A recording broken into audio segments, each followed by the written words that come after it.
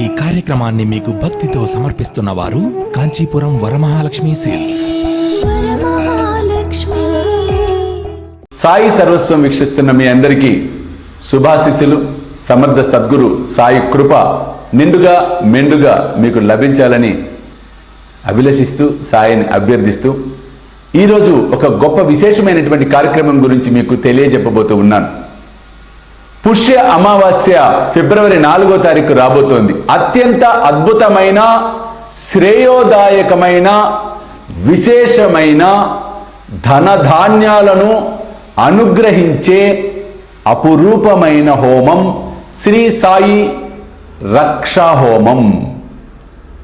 పుష్య అమావాస్య నాడు శ్రీ సాయి రక్షా హోమాన్ని మనం ఆచరించబోతూ ఉన్నాం.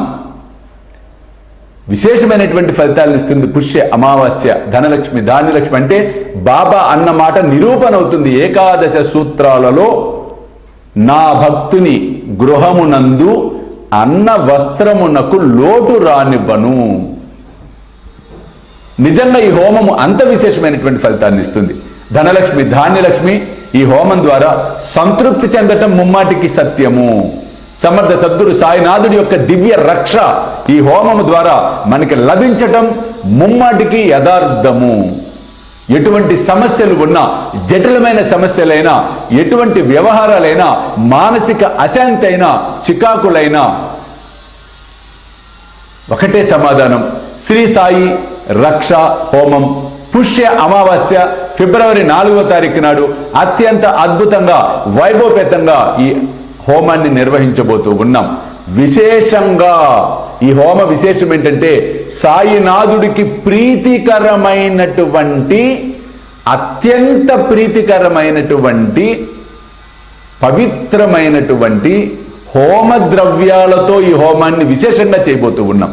కాబట్టి హోమానికి ప్రత్యక్షంగా కానీ పరోక్షంగా కానీ మీరు పాలు పంచుకోవచ్చు.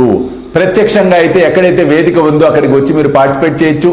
పరోక్షంగా అంటే మీరు ఎక్కడ ఉన్నా కూడా మీ పేరు నమోదు చేసుకున్నట్లయితే మీ తరఫున నేను కర్తృత్వాన్ని స్వీకరించి హోమాన్ని నిర్వహించటం ముమ్మాటికి తథ్యం, సత్యం. అంతకుముందు కూడా వీడియోలో చూశారు, రానివారు ప్రత్యక్షంగా వచ్చిన వారు కూడా చూశారు ఎంత అత్యంత అద్భుతంగా హోమం నిర్వహించబడుతుందో. కాబట్టి అవకాశం ఉన్నవారు, అవసరం ఉన్నవారు తప్పకుండా శ్రీ సాయి రక్షా హోమంలో పాలు పంచుకోండి.